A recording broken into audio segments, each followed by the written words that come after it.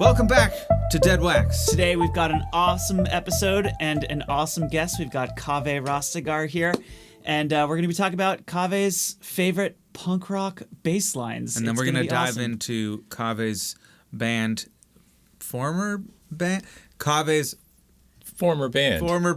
Kneebody, which I love so much. So should we dive right in and listen to, you have hand-selected some of the most influential in your life punk rock bass lines and just favorite punk rock bass lines. We're going to go one by one and talk about them.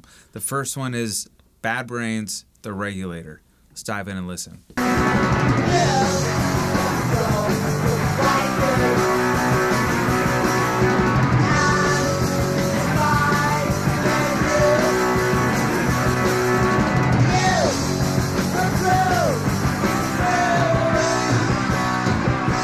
You think the song's over?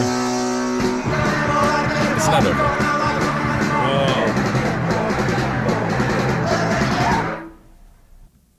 Whoa. That's so awesome.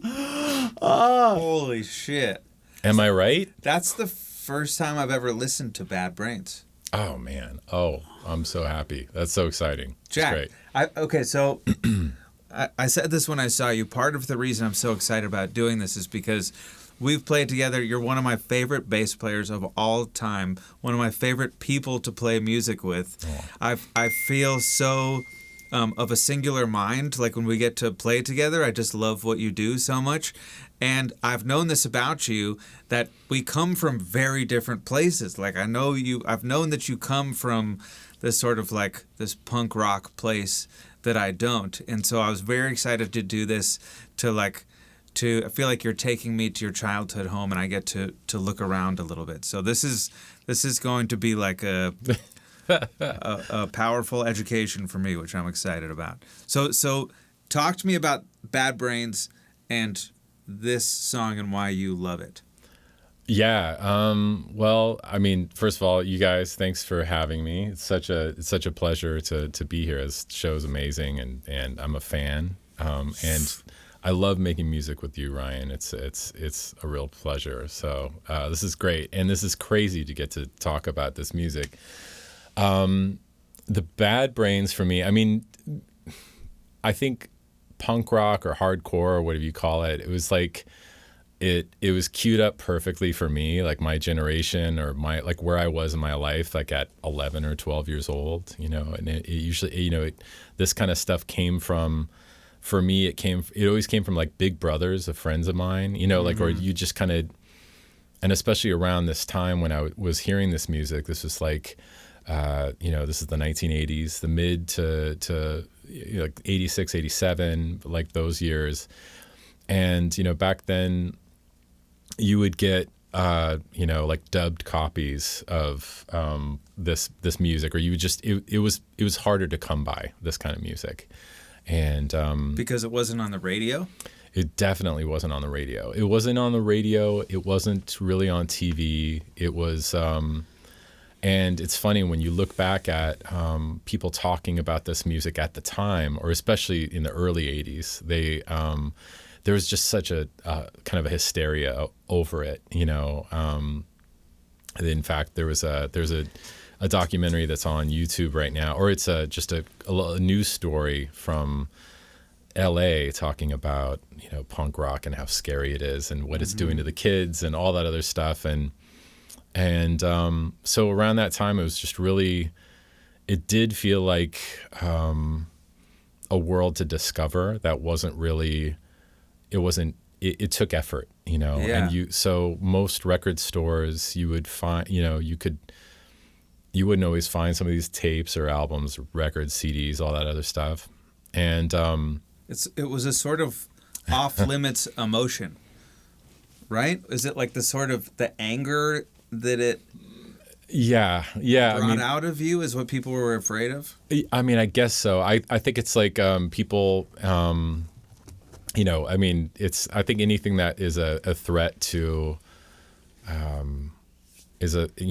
feels like a threat from certain people to like the status quo. And if, the way that people, I mean, it can get kind of heady too. It's like the way that people dress, the way people think, the way, the way they choose to live their lives. And actually we can get to that with one of these other bands that I'll talk about. I mean, anything that's a threat. But then there was, I guess there were, kids like slam dancing or, whatever, like, kids getting in trouble, doing all that other stuff. I mean, like, I'm sure that, I'm a parent now. I get it. I get how it was something that you'd be scared about. But it was perfect. It was perfect for me. And I heard Thurston Moore talking about this kind of music too. I mean, it's just, I guess it's like this kind of music was so, I think it's so compelling. It's got so much energy and it's got so much, I guess, angst and, the DIY thing to it. But it's, he also put it in this funny framework too. It's so attractive to young boys and girls. And then people have sex. and then it's like, oh yeah, there's like other things in life. Music for virgins. Yeah, exactly.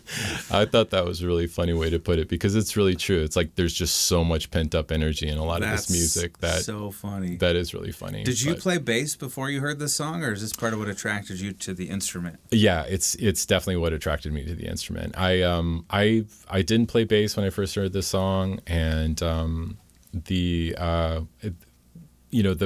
the bass showing up in a song like this was something that just like, blew me away. What do you love about this bass line in this song? Let's listen to it one more time because it is the first like 4 seconds. Yes. Here we go.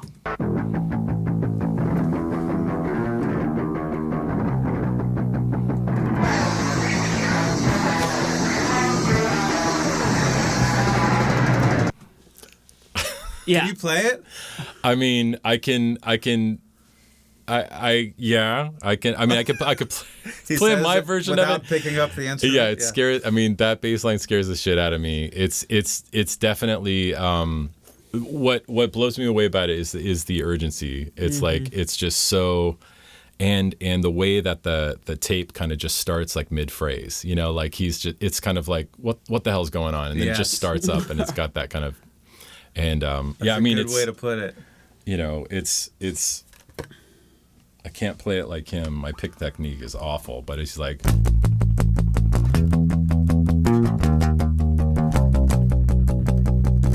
But he's doing that kind of gallopy thing. So harmonically.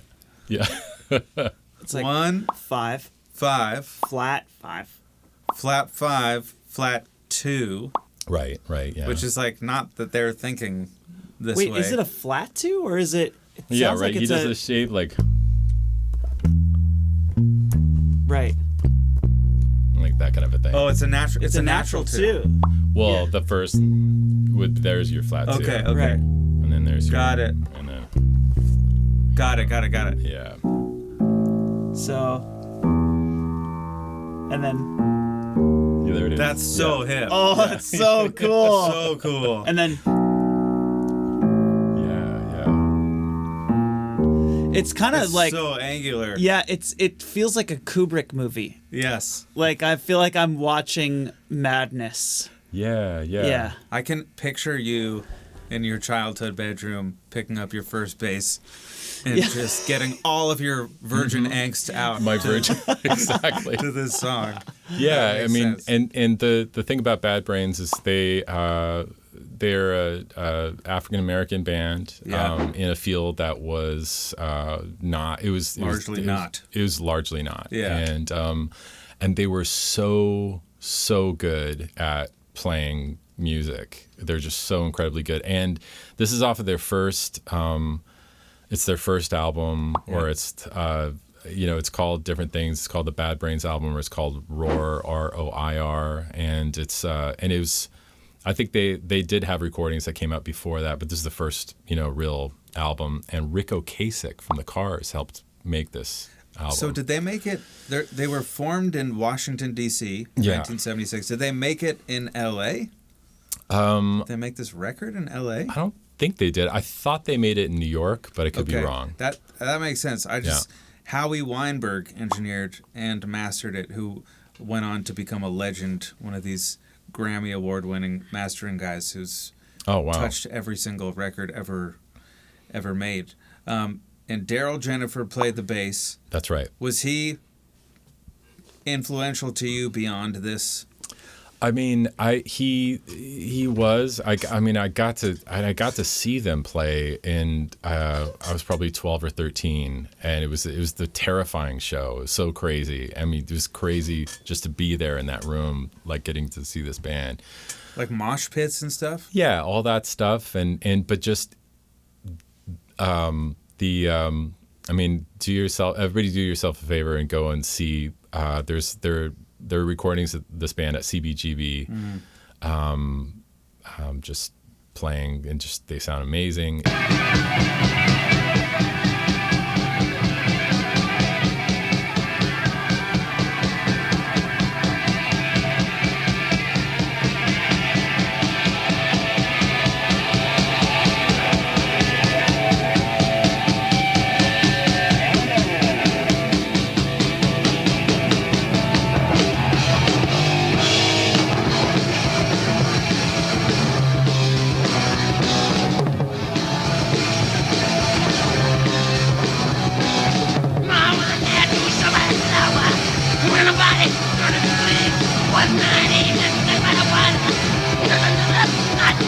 It's the singer is HR, and his brother Earl plays the drums, and then the guitar player is called Dr. No. That was really funny because I remember around that time, like before the internet, I remember my friends and I went all the way to this record store in Denver where I grew up, and it's called Wax Trax, and we'd all buy albums. We were tapes, CDs, records. I remember my friend was a huge Bad Brains fan. He's just like, oh my God, Dr. No's got this solo album. He bought it. He was so excited. And we all stood around the record player, and he put it on, and it was a thrash band called Dr. No. And I'll never forget that feeling. It's just like watching like just the excitement just sink from his face. It's like, It's just not what he was expecting to hear. But Daryl Jennifer. The other thing about Bad Brains that's really cool too is they're Rastafarians, and they would play music that sounded like that, and then they would just go into full on dub reggae in the middle of the set, and that was just played. I mean, they could play. It kind of makes sense in some weird way. It's coming from like the same place of rebellion almost, or yeah. And also there's a sophistication to that. Like, you can tell they're so good. Yeah. Like, they're so good at music, like you said.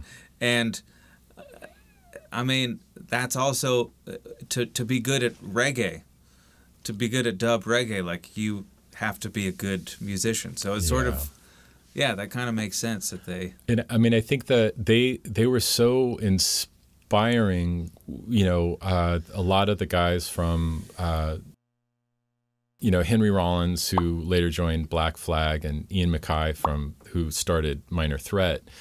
They were kids that would go and see Bad Brains, and they would just go crazy getting to see this band. They were on the apparently, because there were generations ahead of me, but that was just like, I mean, I can imagine it was like coming from another planet. These people who could just play so well, and incredible band, really, really great. That's awesome. Let's listen to your next track, Fascination Street.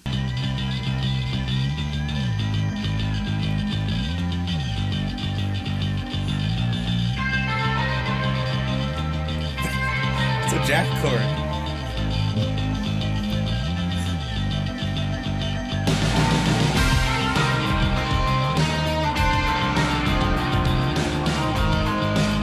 Wow. Oh man, when those Would I be drums come wrong out, so nice. in thinking that the way to get that sound is to walk into the nearest Guitar Center and take like a jazz bass, like a new jazz bass off the wall, and just plug it into the first amp you see and turn up the treble? I mean that's like I've been chasing that sound like that. So that was officially the first bass line I ever learned. Like Nice. that was that's the song that just led Started me to it pick all. up. Yeah, that started it all, folks. and here you have it. Yeah. Yeah, that just kind of sealed the deal for me, like that song, and yeah, that tone. I mean, I think it's a Music Man. Okay. I think that's what's going on there, and I do own a Music Man, and I it's so funny. Like another thing that I think, I mean, like. This bass line, I do remember learning. I remember sitting down, and actually the Regulator. I do remember sitting down and just like, oh shit, how do you do that? Yeah. But a lot of, I don't know if this is the case for you guys, or sometimes my favorite music, I just don't touch it. Like I don't try to learn it. I Right. don't know, and Because you just want to enjoy the feeling of it. Yeah. yeah, and the feeling is kind of like magical, right? Right. It's just like this thing where it's like. You don't want to know how to do the magic trick. Yeah, I don't want to know. Yeah, I don't want to. And actually, that's really funny. That's a total tangent, maybe for the Patreon subscribers. I'll Great. get into later. But yeah, you don't want to know the magic trick. Yeah. And but then, inevitably, like for whatever reason, I might learn a song, and it is fascinating to get to it. It's just like, oh, that's all that is.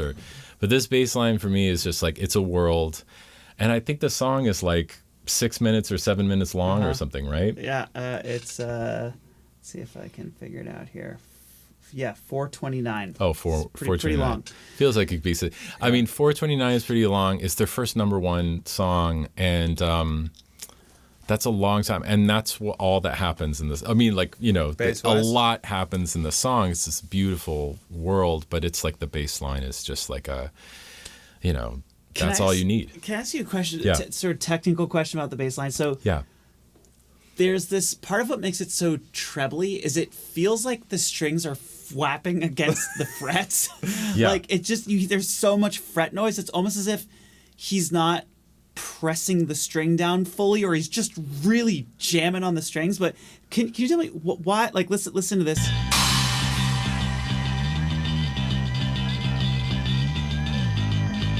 There's so much like metal on metal. The roundest of rounds. Yeah. Like why is he getting that tone? What's going on there?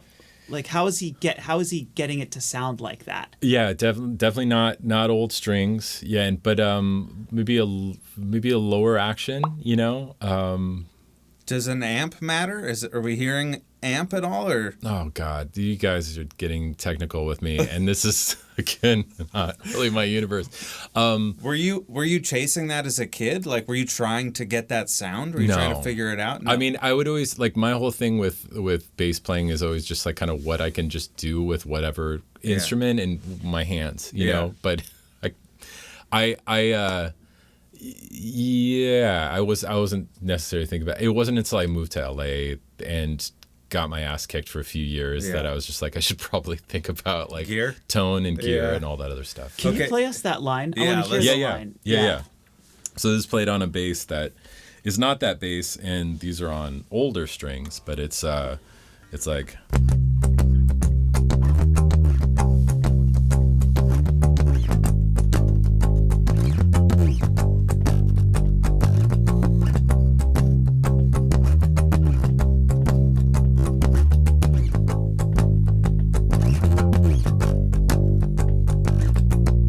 That's a great bass line. That's a great bass line. And what's so nice about that is the chords, right? It's a 1 flat 6 5, essentially is what it is.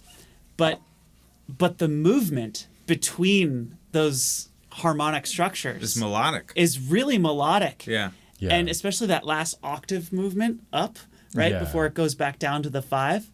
It's just it makes it feel, it gives it a lot of motion as opposed to just feeling like 1 flat 6 5, which is kind of like we've all heard that a lot of times. Yeah, It's the right combination of bonehead and composed, like sophistication and like I don't know.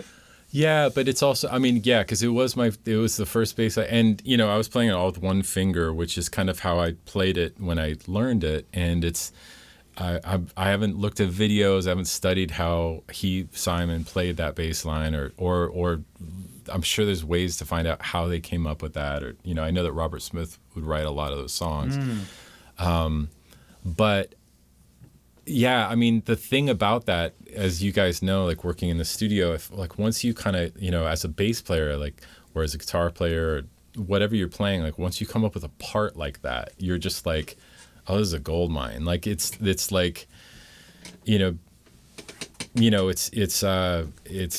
becomes like the signature, like the riff of the song, like that kind of a thing. And sometimes like as a bass player, a supporting, cast member of a band or on a production, sometimes you're looking for that. You're not always looking for that as a bass player, but then sometimes you want that thing that's just that thing, you know. And as a young 12-year-old kid, like that's that really spoke to me, because like before that I didn't really know what the bass was necessarily, or it's like.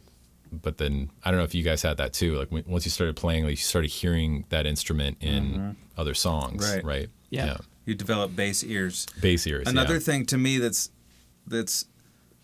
that bass line sounds fun to play. It's the right combination of expected and unexpected. Like it sounds like kind of simple chords, but I couldn't play it right now if I just I'd have to hear it again. You kind of have, it's just complicated enough that it makes you want to hear it. It's engaging to listen to over and over and over again. Yes. You can't figure it out on the first time. No. Yeah. Like even right now, I'm like, okay, I want to hear it again. Yeah, I don't remember exactly what it was. It's pretty great. Should we go to the next song? Well, so the next one isn't, let me see here. Oh, is it that one? It's coming in hot. Okay. So the next one. So we're talking about punk rock bass lines, but let's just backtrack a little bit. These are like early bass lines that just killed me. Yes. And so this is outside of the punk rock realm. But this is definitely, I remember I got this tape. It was my friend Spencer's older brother had this record, and I had a dub of this on a cassette. And I remember the black cassette that it was on, and I listened to this nonstop. This album over and over and over and over. When you were how old? When I was 11 and 12. And wow. And that's early for this type of music, I feel like. Well, I was really, really lucky because my parents had amazing taste in music. They had a crazy record collection. My dad had a lot of Peter Tosh records, and the Harder They Come was a huge soundtrack that was playing when I was a kid, like all the time in the house. And so like this kind of music wasn't, in a way, when I got into this album, it was almost like to my dad, like, see, I'm into the kind of music you're into, that kind of a thing. But this bass wise, this bass line is just, it's glorious. It's like a journey that it's just beautiful. And it's Robbie Shakespeare on the bass. Hell Jack, yeah. you want to talk about it? Let's hear it. This is coming in hot. Peter Tosh with Robbie Shakespeare playing bass. Oh. I mean, just listen to the two of them. It's so crazy. That kick sounds incredible. Yeah. Coming in hot, hot, hot. Firing some shot. Everything's okay. Coming in red hot. It's all gonna be okay. Yeah. Wait till you get to the verse. It's a musical shot. Here we go. I just clean up me nozzle. I just load me barrel. And I cock me hammer. Cause I gonna pull me trigger. Hot. Oh my God. Wow. Oh my God. Wow. Wait, Kaveh, can you play that line for us in that chorus? That is so beautiful. Can you play that? I mean, could we do it with the track, Yes, or is yes, that yes. Yeah. Coming in red hot. It's a musical shot.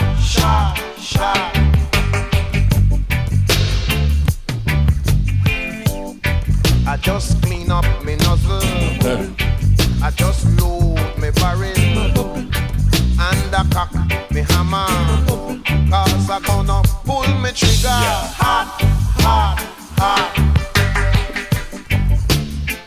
Firing some shot, shot, shot. Coming in red hot, hot, hot, hot. Yeah. Oh my! Wait, why do you like that so much? I mean, I think I know why, but tell me why. It's just like there's so much that's so great about what's happening that I'm just like, it's like the sound first, just like the sounds are so pleasing. Yeah. And then the rhythm, the feel. Yes, Yeah. the feel is so good. like immediately you can't escape how good that feels.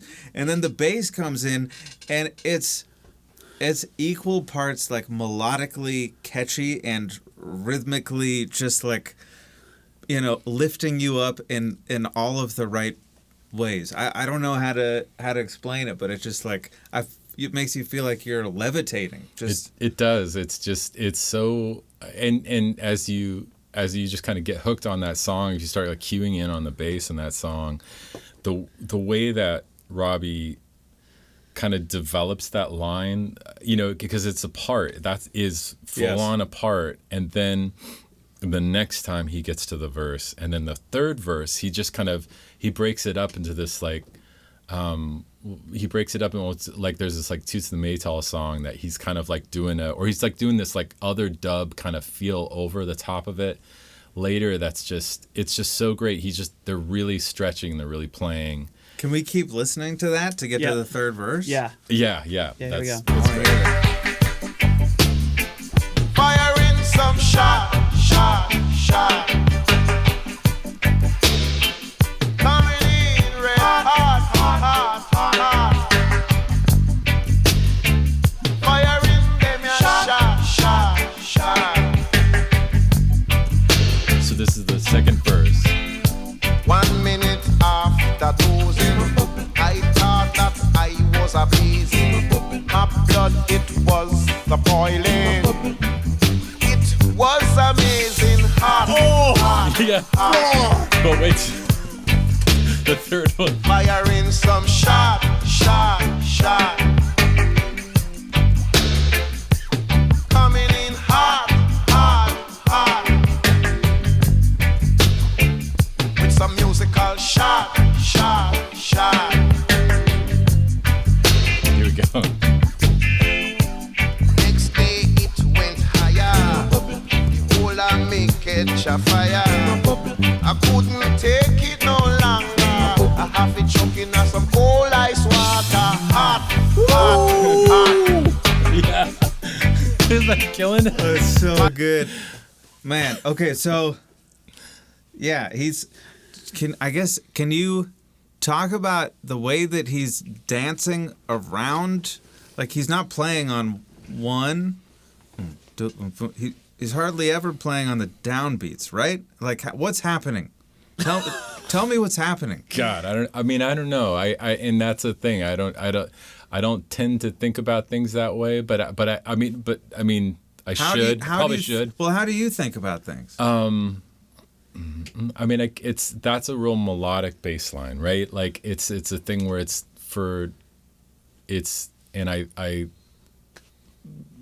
and it's a DNA thing where I've heard it so much that I can kind of sing it. But if I had to learn it on a gig, it would probably be, and you know, to really kind of play along with it. I mean, I guess there's like how would I think about that? I don't know how to think about that. Like, I think what do you love about it? Why is it so good? I love how the chorus is really just uniform. You know, it's just like like 1 5 1 5 5 1. You know, like 6 1 1 6 1 1 5 5 1. You know, like that kind of thing. Like that's what's happening in the chorus. And then just when this verse pops up, it's like he's just taking control of the ship, and it's just with this like kind of this grip that is so melodic, and he's playing with feel, like time feel. Yes. You know, like he's like playing behind. Yeah. I don't know. It's he is playing with time, and it is that thing, the herky jerky thing that a lot of people attribute to Dilla and whatever was happening in hip hop. I remember with the first Busta Rhymes record, that's when I first started hearing that kind of thing with just like straight on with like phrasing, like when people. But that's what he's doing on this song. Yeah. Like he's really kind of just moving the beat around, stretching time within the markers of the ones and stuff like that. Yes. Yeah. Can I suggest something that is gonna make us look like losers here? But I just want to try it. I want Please. you to play. I'm pretty sure we already look like losers. But I want you to play the.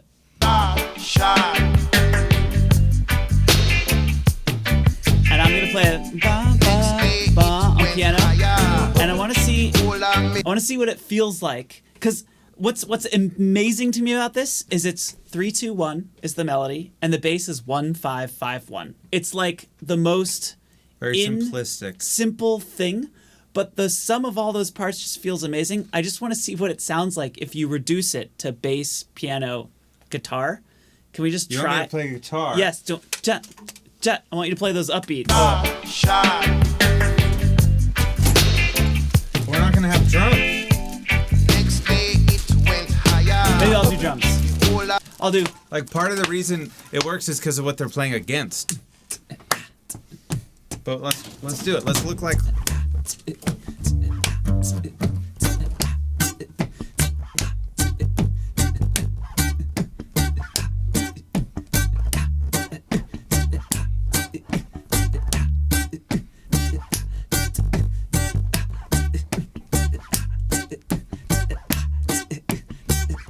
I mean, okay, so that demonstrated what I wanted to demonstrate, which is like there's so much else going on in here besides the parts that's in the feel and in the sounds and in the production.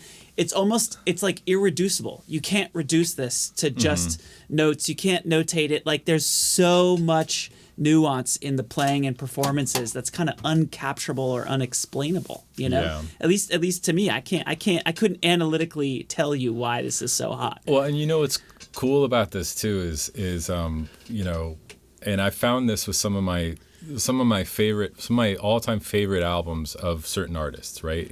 Peter Tosh has had he was murdered way, way, way, way too young, but had a pretty big catalog of music, and this is, for me, it's just my favorite album of his. But it's not, there's also Equal Rights, Legalize It, and a lot of his live album was really great.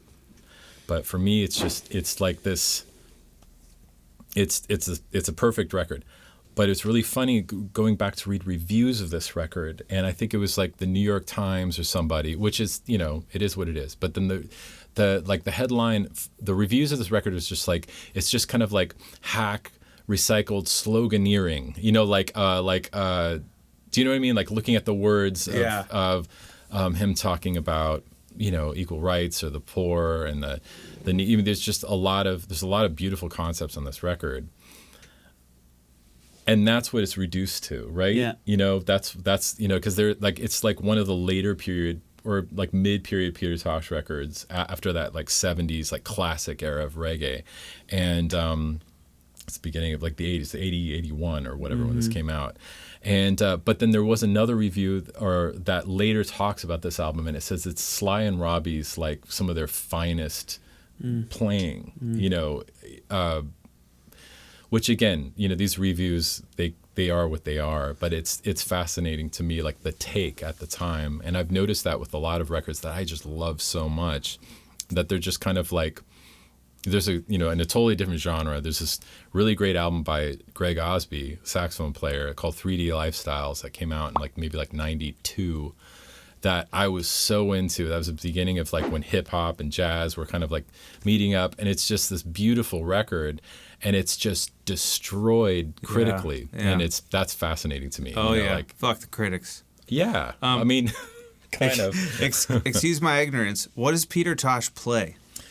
Peter Tosh played. He played guitar, and my understanding, he played some guitar in the Wailers, like the early incarnations of the Wailers. But he was a singer, and he was like he was the singer like on one of the original iterations of like Get Up, Stand Up. Right. He does that. So he played guitar and sang in the Wailers. I believe so. Don't quote me on that, people. But that was always my understanding, is that he was Bunny, Peter Tosh and Bunny Wailer and Bob Marley. They were all, definitely contemporaries. And then he kind of broke out in the early 70s and had his own solo career. Got it. Yeah. Yeah. That makes a lot of sense. I think he would sing. Like, that was his thing. He would sing. But I think in the Wailers, I think he played some guitar. Cool. Yeah. Oh my God. Thank you for turning us on to that. Oh my God. It's a world. It's a beautiful world, that record. And it's Sly and Robbie, who are just like, as a drum and bass team and then a production team, they're unparalleled. Yeah. Let's listen to Jane's Addiction. Oh yeah. Mountain Song.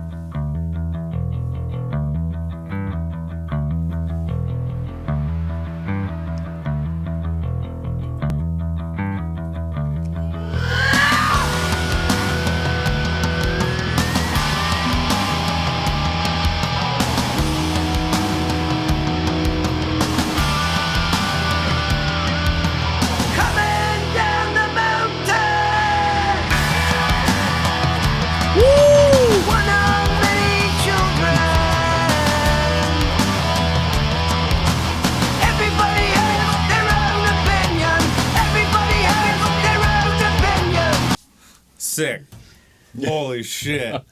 That major is so major. After that bass line. It's so in your face bright. You know what else is in your face cool. bright? How about that kick drum? Kick drum is like the kick drum's like here and everything else is behind it. Well, the snap of the kick drum is It's like the nickel trick. What's the Or you put like a nickel on the beater. It feels like there's such a bright click on that kick. Yeah, it's amazing. Well, and that's true. Like that's something I never really would think about, like production, to be able to articulate it. But I remember always, like, there was, this for me, like this jumping into this world. It's like you also have, like, for me, you have to think about the time, like what was really big at the time, and in 87, 88, like you would hear Whitney Houston was really breaking out. 88, Paul Abdul was coming out, Tiffany. Maybe the next year is New Kids on the Block. And then there was, in the rock world, or there's Roxette. That was really big. There was also Sammy Hagar, I Can't Drive 55. The huge record was Pyromania, Def Leppard in 87. Sweet Child of Mine is sort of 88. That kind of took over. And then that was something that I could kind of get with. But for me, it was like the pop stuff and like the pop R&B stuff. Some of it, I loved the Janet Jackson record in 86, like her big, like with Nasty Boys on it and all that stuff. Like I was really into that stuff. But the big kind of contrast to that, like all this music was just such a contrast to that, what that sounded like. And then in rock music, like that kind of like metal, like heavy metal kind of sound, like Poison or Def Leppard or Warrant, she's Cherry Pie, like just this kind of music where it's like I just didn't have an end. It didn't make any sense. Or even Bon Jovi, like we're now like I do like some of those songs, but back then it was just like, oh man, this is really hard to. But this you resonated with immediately. Yeah, and then this is kind of like you're talking about, like that kick drum and everything, because like I think some of the production is of that era, very much so. Oh yeah. But like the Bad Brain stuff, and then like the next song that we're going to get to is just like something about the sound of those records, because there are some Bad Brains records that do have some of that production kind of flair to them. Yeah. The later records, there's an album called The Quickness, and then there's an album called Eye Against Eye. Eye Against Eye, it's just so thin sounding, it's just so mid-rangey. That Regulator song that I play is just like it's just beautiful, like kind of barky bass that you'd want to hear, and you can kind of hear the saturation of the tape saturation and everything. Whereas like later, it's just very, very like tinny, like very kind of bright, bright sounding. Yeah, so that Bad Brains song, I love the sound of that record. Me too. It sounded like people doing something they weren't supposed to in the extra time of the studio. Yeah. You know what I mean? Like they were, the owner of the studio was like, all right, for this 1 hour, you guys can record, I'll leave everything on. And they got in and just fucking ripped. Yeah. And then this sounds like they went in with like a pop producer. It does. It does. And they were like, okay, this is how hits are made. We need this lexicon on the fucking snare. We need a really bright kick. Yeah. It sounds like polished, dressed up in clothes of the era. It sort of reminds me of. Go ahead. No, you tell me. It reminds me of when we listened to Bruce Springsteen with Bob Clearmountain, and we heard the tracks without any of the trappings on them. Yeah. And it just sounded like SM58s. Yeah, it just sounded like 58s, like dries. Like I'm curious to hear this without the trappings. And can we compare Bad Brains? I just want to listen to the entrance of the drums in the Bad Brains record. But I also want to like like Bad Brains. I mean, I don't know if it's punk or if it's hardcore. Like some people are really into these names, and like right. So, but and Jane's Addiction are completely different universes. And this is a completely different universe. Like I think that record was 81 and this 88. So it's just, they're definitely wouldn't be considered.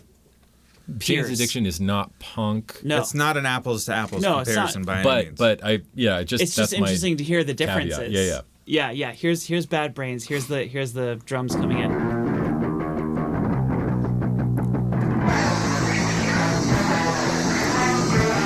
Like I love the sound of this recording.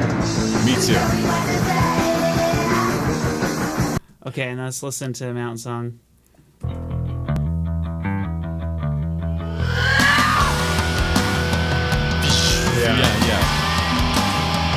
Yeah, the toms on the left. Yeah.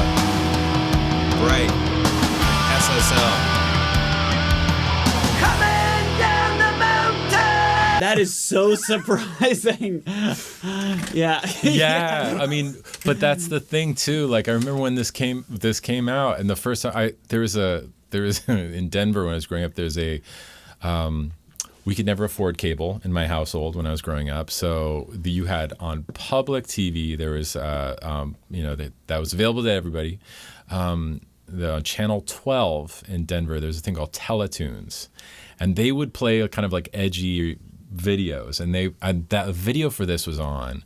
And it's like, who the hell are these people? Like, like I remember just hearing this song, organically, as they say, like you just heard, I think I might've heard it on Teletoons. That's what it was. And it was like a black and white video.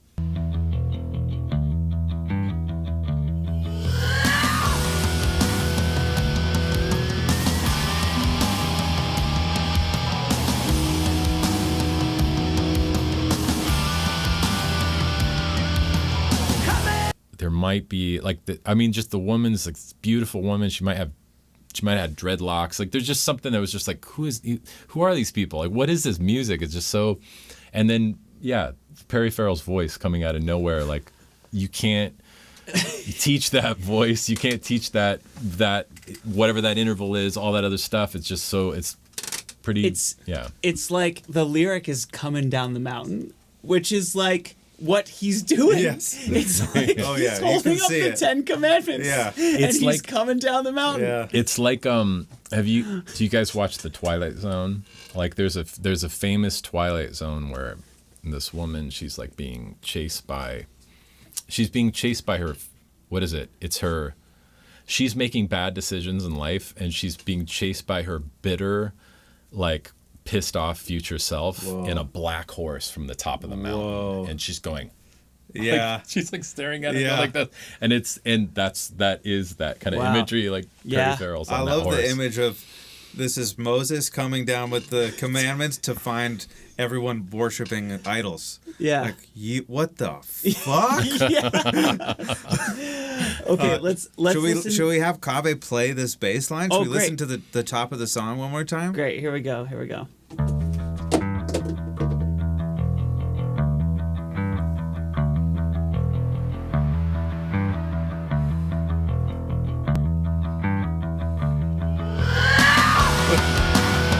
It's a pretty reserved bass line.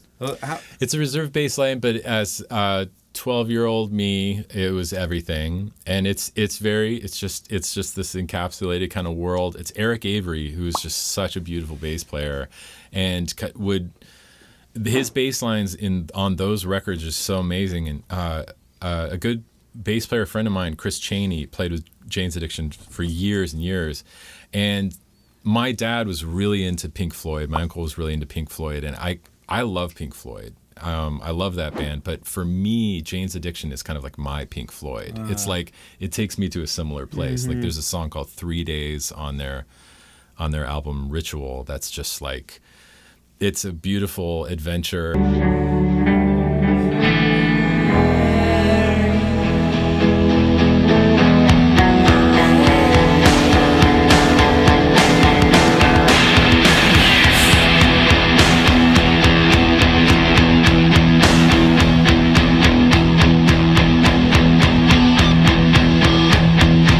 Like it's a little proggy, but it's just so it's so beautiful. It's very beautiful, and I got to see them on that tour, and it was like, some of the most beautiful, like it was one of the most beautiful concert experiences I ever had. It's awesome. Getting to see Jane's Addiction in '91 or whatever. Wow. But this bass line is like,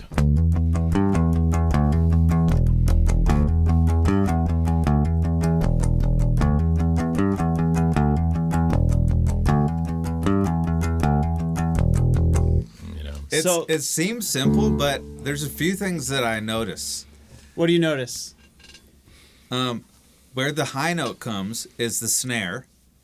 Dun dun dun dun dun dun ball. Like if you break it apart, it has It's an a kick snare. internal groove. Yeah. oh, that's a cool way of seeing it. Yeah. And the way that you're hammering on seems like I can imagine like learning what a hammer-on is because of the way that Yes. works within the riff. Like For sure. Play it again and just pay attention to like there's a lot of nuance actually in like Right. the way you're playing it and the way the riff is composed.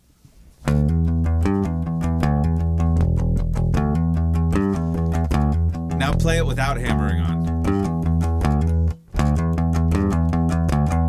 Oh, terrible. Completely different. Yeah. I could try to play that better, but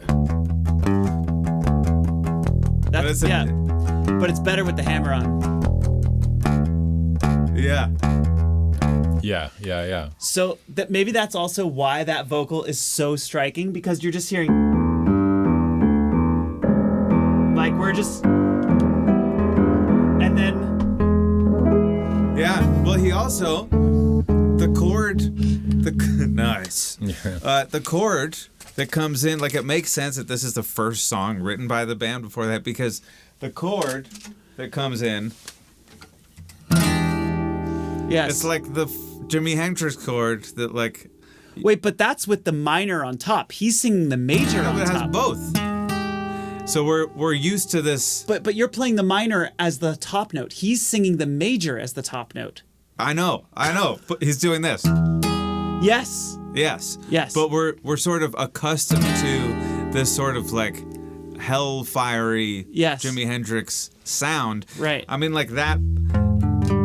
There's like songs you can only write at certain points in your journey, and to me, like the combination of that bass line with this chord is such a pure expression of being a novice or discovering your instrument or that stage in life. It's like this song couldn't have been written by 60-year-old people. I mean, yeah, but I mean to I think that they are just I think it's I mean. Yeah, I mean, I know what you mean. Not like, to take I think, anything away from exactly. it. Exactly. Yeah. They're true. The reason why it resonates Yeah. and makes us feel things Yeah. is because they've discovered things that are true. Like the bass, like this song fucks. Yeah. The bass line fucks. Like, it's just like, it brings us all back. I think it resonates as true with a certain point in life and feelings that we've all had. I agree. Yeah, it's and that's another one of those things where it's like when I look at it, like we were saying earlier, like I never really thought about that. It's like, major third, but a minor third, all this. But you're right. Yeah. And I don't like. A lot of my favorite artists still do that, even like later in their career. Like Beck is constantly singing a major third over minor chords, or a minor third over major chords. Like he does that kind of stuff all the time. Even on like Midnight Vultures, like multiple albums. I'm not saying that it's wrong Right. and that they shouldn't have done it and that didn't know it was wrong. And I'm saying it's amazing. Yeah, right. And it's but you're saying that like, if you, or I hear you saying like, if you're like a technically like trained kind of thing, there's a thing where it's like, that's just so out of the ordinary within the. I think I wasn't as much speaking to the fact that it's a major third over a minor chord as it sounds like people discovering things on their instruments. Like that aside, I'm more talking about just like the riff and using a sharp 9 chord. It's like, it sounds like people discovering their instruments. Totally. Yeah. And writing together, it's like when you're, I could picture it. I'm not sure how they wrote this song, but I can picture just like being in the room and like, there's this bass line. The drummer does a lot of that kind of like tom tribal is right. Kind of playing like real just big beats, and that rolling kind of thing. And the guitar player's kind of all over on the, he's kind of got a little bit of that metal influence to him with his Dave guitar. Navarro, baby. Yeah, with his guitar playing. And I could picture it all kind of happening, in the studio. Okay, this is our last bass line we're listening to. This is Seeing Red by Minor Threat.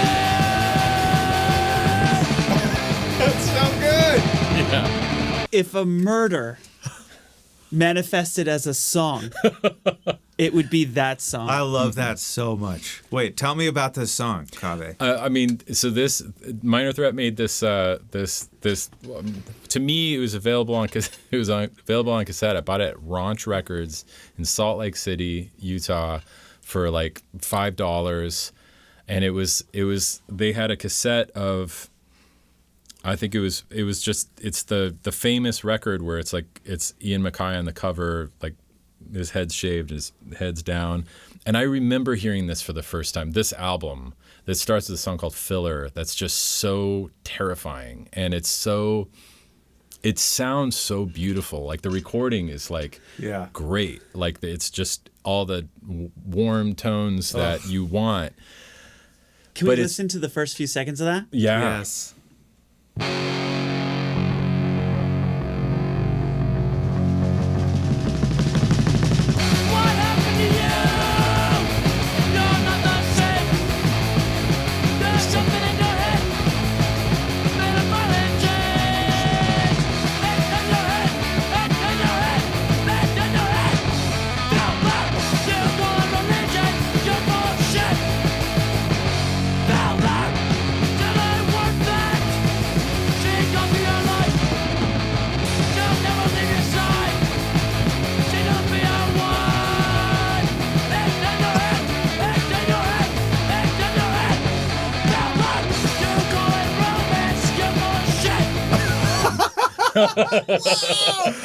Oh my God, man. I remember sitting in my cousin's bedroom, like my Walkman, listening to that, just being like, like,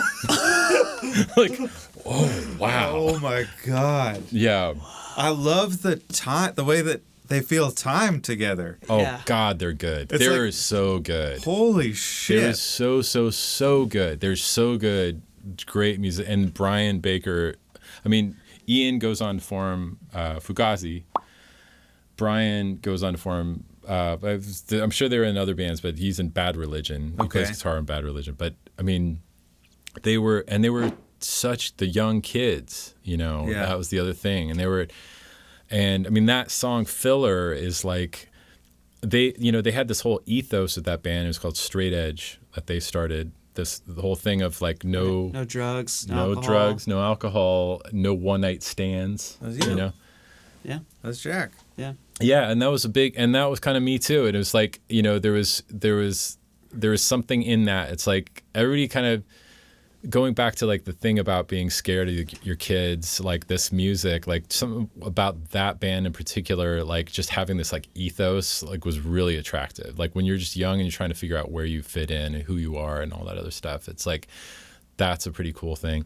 And then politically, if you go further with that, and I'm sure you guys are a big political show. You guys love talking about politics. It's our favorite Everybody topic. vote. Well, yeah, exactly. The thing about Minor Threat is we all remember when Brett Kavanaugh was nominated to be on the Supreme Court. And when Christine Blasey Ford came out and she said that, well, back in high school, this is what you did, made allegations against him.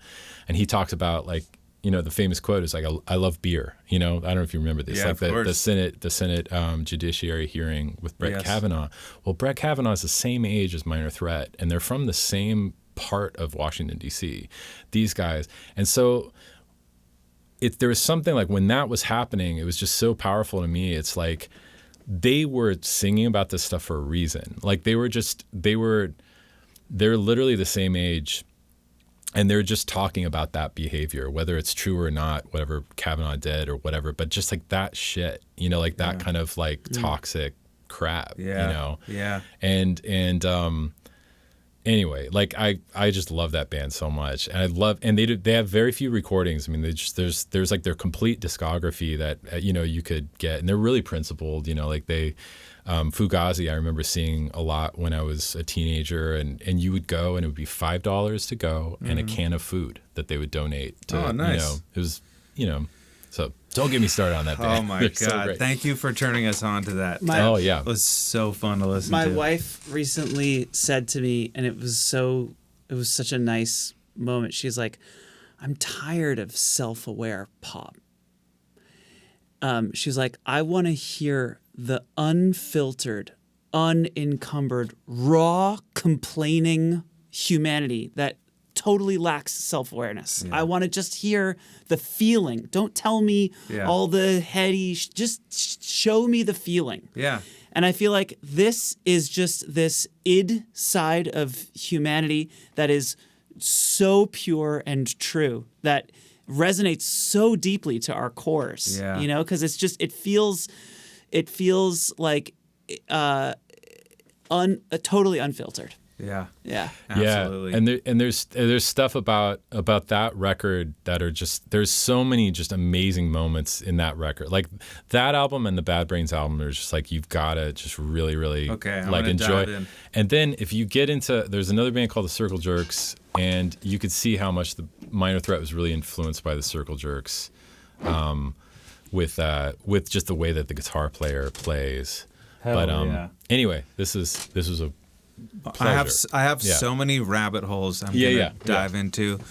Thank you so much. That was so fun, and I love that shit. Oh my God, I understand why that resonated with you, and I hear all of that like in your playing, which is cool. Which brings us to Kneebody, okay? Yes, Which yeah. I wanted to talk about because when we were in college, this is how we met, was at a Kneebody show, because I went to USC, and my roommate, who's Lewis Cole, showed me Kneebody because we were such big fans. We went to see you guys play at the Temple Bar, and that's the first time we met. And this band was so formative to all of our journeys, you know, like everything that Lewis has done, I think was really informed by Nate Wood. and you guys and this band. It was influential to me. This was like such a sort of scene builder in LA, especially. And I think if people don't know about Kneebody, this is a nice gateway into Kneebody. Should we listen to this song? Do you want to tell us anything about Work Hard, Play Hard, Towel Hard? Yes. Thanks for saying that, Ryan. This song in particular, I mean, the band Kneebody, we were kind of best friends, and when we started playing here in LA in the early probably like 2000, I remember just looking at everybody in the band and being like, this is like, especially just from my perspective, like I just couldn't, even though they're my best friends, like I couldn't believe I get to be in a band with these guys. And it was a really, really fun band to be in. And everybody in the band would write. Everybody would bring in their own songs. And then you'd kind of filter it through the band's kind of arranging and all that other stuff. And this song, I remember, was an Adam song. It's a very Adam title. And he used to, at our shows, he used to like take a long time to introduce certain songs. And then this one is just great. It's work hard, play hard, towel hard. Yeah. He would say that, if you get, you just get a little sweaty, but you towel hard. It's just so stupid and so Adam. But then this song, when we were talking about punk rock, like I remember when we were recording this, like the song is like maybe 2 minutes, like after like 3 minutes of this just craziness at the beginning. But if we were talking about punk rock bass lines, I remember like being like, oh, this is kind of like my version of like that thing, and I remember just saying like, guys, let's just like do this like open thing on like, maybe it's an F or whatever the note is at the beginning. And, Shane can like take an open solo and then we cue into this next thing and then we cue into the form, which hell yeah. Yeah. Hell yeah. Towel hard. Let's listen to it.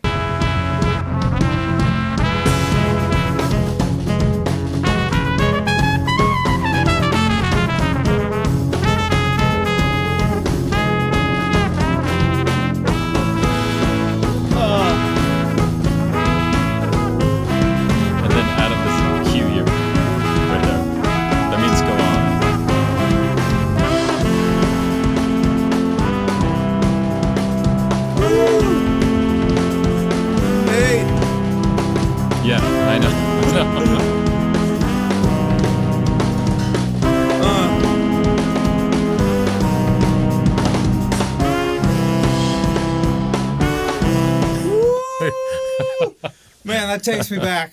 Yeah. Wow. Yeah. Oh my God. I love that shit. Wow.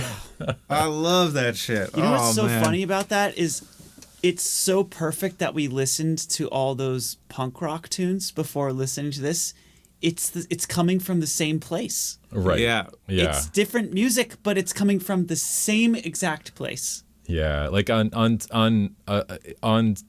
some of those songs, like that definitely came through. Like that's definitely how I played, like how I kind of looked at it. It's like, this is kind of one of those kind of songs, like where it kind of goes to that place. Yeah. Right. Yeah. All right, we've got to wrap up. We're gonna leave in the info section playlists of everything that Kaveh has played on, or many things that you've played on, and many things that you've produced. I encourage people to go down the Kaveh rabbit hole because it is deep and great. Kaveh's solo records are so good. Please go check out this great man. Kaveh, thank you so much for doing this with us. Thank you so much. This is such a pleasure, you guys. What a joy. So fun, Thanks. Kaveh. So great. Thanks for introducing us to all that great music, man. I'm gonna go have a lot of fun. Yeah, exactly. I think we're gonna stick around if you have a few minutes to talk about De La Soul real quick. Yeah, which for sure. Had a big hand in. So if you're a patron member, we're gonna do that on Patreon. If you're not, join us at patreon.com/scarypockets. Thank you all for watching, subscribing, liking. Any last words, Jack? Let's do De La Soul. Here we go. Here we go. Bye, everybody. Bye, folks.